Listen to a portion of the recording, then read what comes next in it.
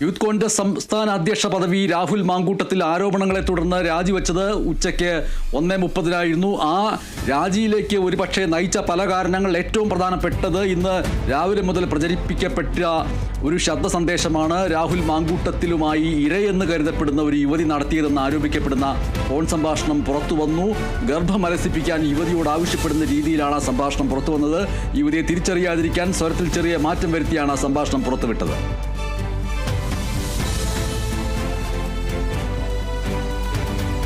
ആ സംഭാഷണം നമുക്ക് കാണിക്കേണ്ടതുണ്ട്. അതിനുശേഷം ഡി ബിനോയിലേക്ക് പോകാം. തിരുവനന്തപുരത്ത്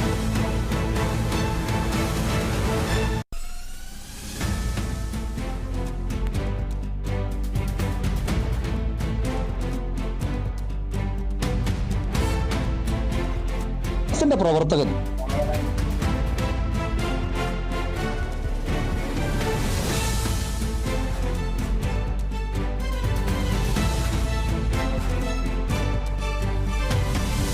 ചേരുന്നു. ഡി ബിനോയ്, ഇനിയിപ്പോൾ ഏതൊക്കെ രീതിയിലാണ് ഈ രാജിക്ക് ശേഷം സംഭവിക്കാൻ സാധ്യതയുള്ള കാര്യങ്ങൾ കാണാൻ കഴിയുന്നത്? സംസ്ഥാന അധ്യക്ഷ പദവിയിൽ നിന്നും രാഹുൽ മാങ്കൂട്ടത്തിൽ രാജിവെച്ച് കഴിഞ്ഞിരിക്കുന്നു. കൂടുതൽ നടപടികളിലേക്ക് പോകാനുള്ള സാധ്യത വളരെ വിരളം എന്ന് തന്നെയാണ് നമുക്ക് കോൺഗ്രസ് നേതാക്കന്മാരിൽ മാറ്റിയാൻ കഴിയും. കാരണം MLA സ്ഥാനം രാജിവെച്ച് കഴിഞ്ഞാൽ ഒരു ഉപതെരഞ്ഞെടുപ്പിനുള്ള സാധ്യതയില്ല, വിരളമാണ്. അപ്പൊ തൽക്കാലം MLA സ്ഥാനത്ത് രാഹുൽ മാങ്കൂട്ടത്തിൽ തുടരും. അതേസമയം ഇതിനകത്ത് നമ്മൾ മനസ്സിലാക്കേണ്ട ഒരു കാര്യം, ഇനി 2 തെരഞ്ഞെടുപ്പുകളാണ് ഈ സമീപ സമയത്തായി വരാനുള്ളത്. ഒരു 3 മാസം കഴിയുമ്പോൾ തദ്ദേശ ഭരണ സ്ഥാപനങ്ങളിലേക്കുള്ള തെരഞ്ഞെടുപ്പും, രണ്ടാമത്തേത് വളരെ താമസമില്ലാതെ തന്നെ 2026 നടക്കാൻ പോകുന്ന നിയമസഭാ തെരഞ്ഞെടുപ്പ്. ഈ 2 തെരഞ്ഞെടുപ്പുകളിലും പരമാവധി, അതായത് ഇന്നിപ്പോൾ നമ്മൾ KPCCയിലെ ഉന്നത നേതാക്കന്മാരുമായി സംസാരിച്ചപ്പോൾ ഘടകകക്ഷികൾക്കകത്ത് തന്നെ ഒരു ആശങ്കയുണ്ട്.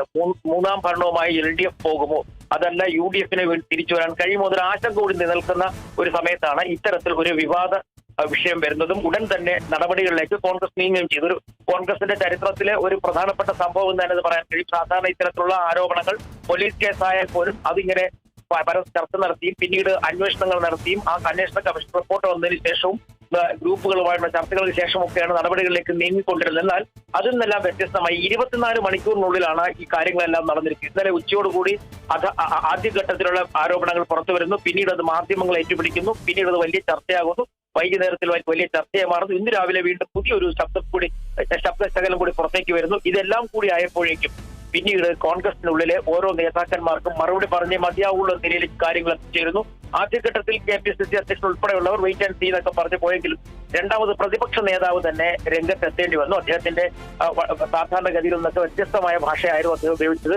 വളരെ മാധ്യമപ്രവർത്തകരെ നേരിട്ടതൊക്കെ നമ്മൾ കണ്ടതാണ്. കാരണം ചോദ്യങ്ങൾക്ക് പോലും പരുഷമായ രീതിയിൽ മറുപടി നടത്തി മുന്നോട്ട് പോയി. ഒപ്പം ചില മാധ്യമ സ്ഥാപനങ്ങൾക്ക് നേരെ വലിയ തരത്തിലുള്ള വിമർശനങ്ങൾ ഉന്നയിച്ചെങ്കിൽ പോലും അദ്ദേഹവും കാരണം ഇനി പിടിച്ചു നിൽക്കാനാകില്ല എന്നുള്ള രീതിയിലേക്ക് വന്നതോടുകൂടി തന്നെയാണ് ഇത്തരത്തിൽ ആരോപണ വിധേയരായ ആളുകൾ ആരൊക്കെ ഉണ്ടെങ്കിലും അവർക്ക് യാതൊരു കാരണവശാലും തുടരാൻ കഴിയില്ല എന്നൊരു നിലപാടിലേക്ക് അദ്ദേഹം അടുത്തേക്ക് വരുന്നു. തൊട്ട് പിന്നാലെ രമേശ് ചെന്നിത്തലയും ഇത്തരത്തിൽ ആരോപണങ്ങൾ ഉണ്ടെങ്കിൽ അവർ പാർട്ടിക്ക് പുറത്തു പോകണം, രാജിവെക്കണം എന്ന നിലപാട് രമേശ് ചെന്നിത്തല സ്വീകരിക്കുന്നു. അങ്ങനെ ഇത്തരത്തിൽ എല്ലാ നേതാക്കന്മാരും ഒരേ സ്വരത്തിൽ അവരുടെ സ്വരം ഘടിപ്പിക്കാൻ തുടങ്ങിയതിലൂടെ തന്നെ മുന്നോട്ട് പോകാനാകില്ല എന്നത് വളരെ വ്യക്തമായി രാഹുൽ മാങ്കൂട്ടത്തിനും മനസ്സിലായി. മാത്രമല്ല രാഹുൽ മാങ്കൂട്ടത്തിനെതിരെയുള്ള പരാതി കഴിഞ്ഞ നിയമസഭാ തെരഞ്ഞെടുപ്പ് മുതൽ തന്നെ വലിയ തരത്തിൽ പത്തനംതിട്ട ജില്ലയിൽ നിലനിൽക്കുന്ന ഒരു സാഹചര്യം കൂടി ഉണ്ടായിരുന്നു. പത്തനംതിട്ട ജില്ലക്കാരനാണ്, കെട്ടിയിറക്കിയ യൂത്ത് കോൺഗ്രസ്സുകാരൻ എന്നൊക്കെയാണ് അവിടെ അദ്ദേഹത്തിനെതിരെ അന്ന് വലിയ തരത്തിലുള്ള ആരോപണങ്ങൾ ഉന്നയിച്ചിരുന്നത്.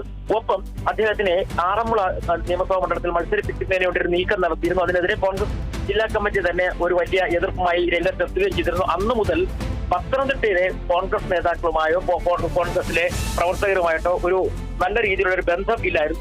പകരം അദ്ദേഹത്തിന് യൂത്ത് കോൺഗ്രസിന്റെ മുൻ അധ്യക്ഷനായിരുന്ന ഷാഫി പറമ്പിൽ ഉൾപ്പെടെയുള്ള നേതാക്കന്മാരുമായി ചേർന്ന് പോകുന്ന ഒരു സമീപനവും അങ്ങനെ അവസാനം ഷാഫി പറമ്പിൽ തന്നെയാണ് ഈ രാഹുൽ മാങ്കൂട്ടത്തിനെ കൃത്യമായും യൂത്ത് കോൺഗ്രസ് അധ്യക്ഷ പദവിയിലേക്ക് എത്തിച്ചതും. ആ 2 വർഷത്തിനിടയിൽ ഉണ്ടായ ആരോപണങ്ങൾ, ആ ആരോപണങ്ങളിൽ ഏതാനും ചിലതാണ് നമുക്ക് കഴിഞ്ഞ 24 മണിക്കൂറുകൾ നമുക്ക് കേൾക്കാൻ കഴിഞ്ഞത്.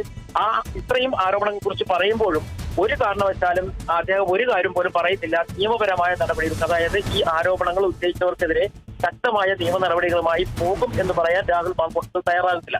പകരം അവർ നിയമ നടപടിക്ക് പോകട്ടെ, ഞാൻ കോടതിയിൽ വെച്ച് കാണാം എന്നൊരു നിലപാടാണ് രാഹുൽ മാങ്കൂട്ടത്തിൽ സ്വീകരിക്കുന്നത്. അതിന്റെ അർത്ഥം ഈ പ്രകോപനം ഉണ്ടാക്കി ഏതെങ്കിലും തരത്തിൽ ഈ ആരോപണം ഉന്നയിച്ചവരെ പ്രകോപനം ഉണ്ടാക്കി കൂടുതൽ കാര്യങ്ങൾ പുറത്തു വരാതെ സൂക്ഷിക്കുക എന്നൊരു നയം കൂടി രാഹുൽ മാങ്കൂട്ടത്തിൽ അത് സ്വീകരിച്ചിരിക്കുന്നു എന്നുള്ളതാണ് ഏറ്റവും വ്യക്തമായ മറ്റൊരു കാര്യം.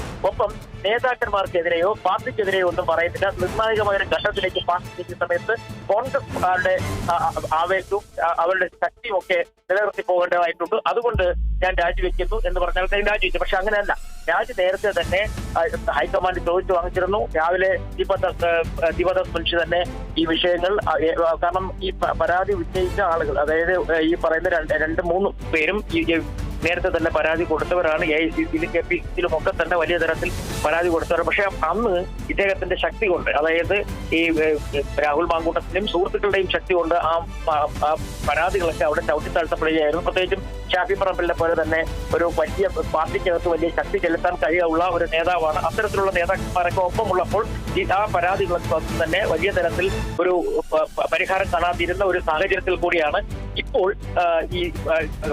ഈ ഇത്തരത്തിൽ പരാതികൾ ഒന്നൊന്നായി പുറത്തു വന്നപ്പോഴേക്കും പിടിച്ചു നിൽക്കാൻ കഴിയാത്തൊരു സാഹചര്യം. പാർട്ടിക്ക് അവിടെ നിലപാട് സ്വീകരിച്ച മതിയാവുള്ളൂ. കാരണം മുമ്പിൽ നിൽക്കുന്നത് വലിയ തരത്തിലുള്ള പ്രതിസന്ധി ഘട്ടങ്ങളാണ്. ആ പ്രതിസന്ധി ഘട്ടങ്ങളെ ധർമ്മം ചെയ്യണമെങ്കിൽ ഉടനടി നടപടിയെടുത്ത് മുന്നോട്ട് പോയില്ലെങ്കിൽ കഴിയില്ല എന്ന് വളരെ വ്യക്തമായിട്ട് നേതാക്കന്മാർക്ക് അറിയാം. പ്രത്യേകിച്ചും നമ്മൾ മനസ്സിലാക്കേണ്ടത് ദേശീയ ജനറൽ സെക്രട്ടറിയായ KC വേണുഗോപാൽ വളരെ ശ്രദ്ധയോടുകൂടി സംസ്ഥാനത്തിനകത്ത് ഓരോ രാഷ്ട്രീയ നേതാക്കളുടെയും പ്രവർത്തനങ്ങൾ വിലയിരുത്തി വരികയാണ്. ഒന്നുകൂടി വ്യക്തമായി പറയാം, ഈ വോട്ടർ പട്ടിക ചേർക്കുന്നതിന് വേണ്ടി കോൺഗ്രസിന്റെ ചരിത്രത്തിൽ ഉണ്ടാകാത്ത തരത്തിൽ ഈ ബൂത്ത് പ്രസിഡന്റുമാർക്ക് സാമ്പത്തികമായ സഹായം പോലും കോൺഗ്രസിന്റെ ദേശീയ നേതൃത്വത്തിൽ എത്തിച്ചുകൊണ്ട് അത്തരത്തിൽ പാർട്ടിയെ ശക്തിപ്പെടുത്തി തിരിച്ചു കൊണ്ടുവരുവാൻ നീക്കം നടക്കുന്നതിനിടയിലാണ് ഇത്തരത്തിൽ ഒരു ആരോപണം. അത് ചെറിയ ആരോപണങ്ങളല്ല, ഗർഭചിത്രം ഉൾപ്പെടെയുള്ള ആരോപണങ്ങളുണ്ട്. ഒപ്പം നിരന്തരമായി വാട്സാപ്പ് സന്ദേശങ്ങൾ അയച്ചിട്ട് 5 സ്റ്റാർ ഹോട്ടലിലേക്ക് ക്ഷണിക്കപ്പെടുന്ന സന്ദേശങ്ങൾ, ഇത്തരത്തിലൊക്കെ ഒരു കാരണവശാലും ഒരു നേതാവിന്റെ ഭാഗത്തുനിന്ന് ഉണ്ടാകാൻ പാടില്ലാത്ത തരത്തിലുള്ള നീക്കങ്ങൾ രാഹുൽ മാങ്കൂട്ടത്തിന്റെ ഭാഗത്തുണ്ടായി. അത് കൃത്യമായി തെളിവുകൾ സഹിതം പുറത്തേക്ക് വന്നപ്പോഴാണ് അതിന്റെ ആ സമയത്ത് തന്നെ കൃത്യമായി ഹൈക്കമാൻഡിൽ ഇടപെടുകയും ഹൈക്കമാൻഡ് വളരെ കൃത്യമായി ഇടപെട്ടു. കാരണം മറ്റൊന്നിലേക്കും പോയില്ല, വ്യക്തമായ ഭാഷയിൽ പറഞ്ഞ് രാജി ചോദിച്ചു വാങ്ങുക തന്നെയായിരുന്നു, അല്ലാതെ സ്വമേധയാ രാജി വെച്ചിട്ടില്ല. ഇതിന് മുമ്പ് തന്നെ 2-3 പ്രാവശ്യം കോൺഗ്രസ് നേതാക്കന്മാർ രാഹുൽ മാങ്കൂട്ടത്തിലുമായി ചർച്ച നടത്തിയിരുന്നു. ഇന്നലെ വൈകുന്നേരം മുതൽ തന്നെ അദ്ദേഹം കിളിമാനൂരിൽ ഒരു പരിപാടി ഉണ്ടായിരുന്നു. ആ പരിപാടിയിൽ പങ്കെടുത്തതിന് ശേഷം മാധ്യമപ്രവർത്തകരെ കണ്ടപ്പോഴാണ് ഹൂ കെയർ എന്നൊക്കെ പറഞ്ഞ് അദ്ദേഹം പോയത്. ശ്രദ്ധിക്കേണ്ട കാര്യമില്ല എന്നൊക്കെ പറഞ്ഞിട്ട് പോയ അദ്ദേഹത്തിന് ഇന്ന് രാവിലെ 6 മണി മുതൽ അദ്ദേഹത്തിന്റെ വീട്ടിന്റെ മുന്നിൽ മാധ്യമങ്ങളുടെയും മാധ്യമപ്രവർത്തകരുടെ ഒരു നീണ്ട നിര തന്നെ ഉണ്ടായിരുന്നു. വാതിൽ തുറക്കപ്പെട്ടിരുന്നില്ല, അദ്ദേഹം വീട്ടിനകത്തുണ്ടായിരുന്നു. MLA എന്ന് ബോർഡ് വെച്ചിരുന്ന വണ്ടി അവിടെയൊന്നും ഇല്ലായിരുന്നു, ആ സഞ്ചരിക്കുന്ന കാറിലായിരുന്നു. കാരണം ഇന്നലെ രാവിലെ ഉച്ചയ്ക്കോ മറ്റോ ആണ് അദ്ദേഹം പാലക്കാട് നിന്നും അമ്മയോടൊപ്പം വന്നത്. നാട്ടിൽ 2-3 ചടങ്ങുകൾ പങ്കെടുക്കാൻ എന്തായാലും ഈ സമയത്ത് അദ്ദേഹം ഇവിടെ എത്തി. അത് മാധ്യമങ്ങൾക്ക് മുമ്പിൽ ഇപ്പൊ അദ്ദേഹം കൃത്യമായ ഒരു കാര്യം പറഞ്ഞു വെച്ചിട്ടുണ്ട്.